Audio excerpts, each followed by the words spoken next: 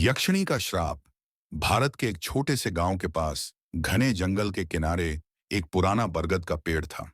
गांव के लोग उस पेड़ को बहुत डर के साथ देखते थे। कहते थे कि उस पेड़ पर यक्षिणी का वास है। यक्षिणी अविपाली हाथु या किचनी, जो कभी एक अत्यंत सुंदर स्त्री थी। उसे किसी राजा ने धोखा दिया था।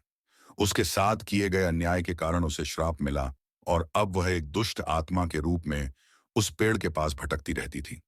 उसने कई लोगों को अपनी सुंदरता से मोहित किया और उनकी जान ले ली। गांव के लोग बरगद के पेड़ के पास जाने से डरते थे, हाँ, खासकर रात में।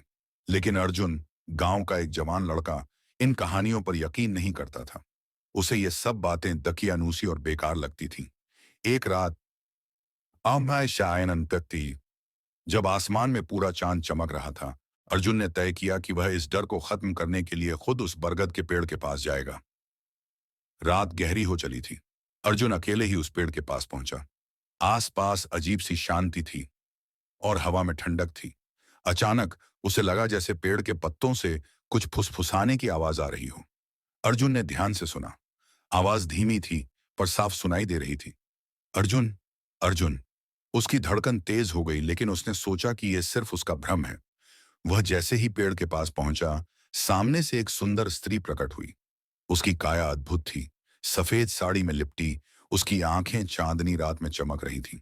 उसकी मुस्कान इतनी मोहक थी कि अर्जुन वहीं ठिठक गया। उसने धीमी आवाज में कहा, क्यों डरते हो अर्जुन? मैं तुम्हारा इंतजार कर रही थी। अर्जुन, जो अब तक निर्भीक था, उस स्त्री की सुंदरता से मोहित हो गया। उसके कदम अपने आप उसकी ओर बढ़ते चले गए। स्त्री की मुस्कान गहरी होती गई, लेकिन अब उसकी आंखों में अजीब सा अंधकार दिखने लगा था। अर्जुन ने धीरे धीरे महसूस किया कि उसके आसपास की हवा भारी हो रही थी।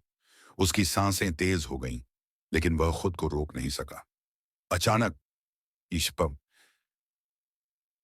वह स्त्री हंसने लगी, लेकिन उसकी हंसी अब डरावनी हो गई थी। अर्जुन के सामने वह रूप बदलने लगी।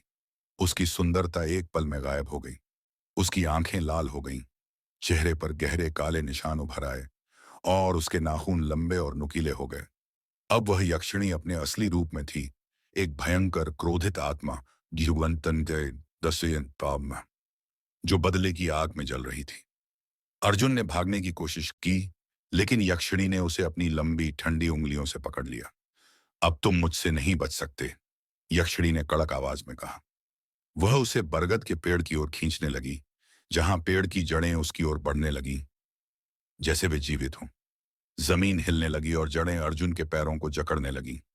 अर्जुन चिल्लाया, लेकिन उसकी आवाज आवाज जंगल की खामोशी में गुम हो गई।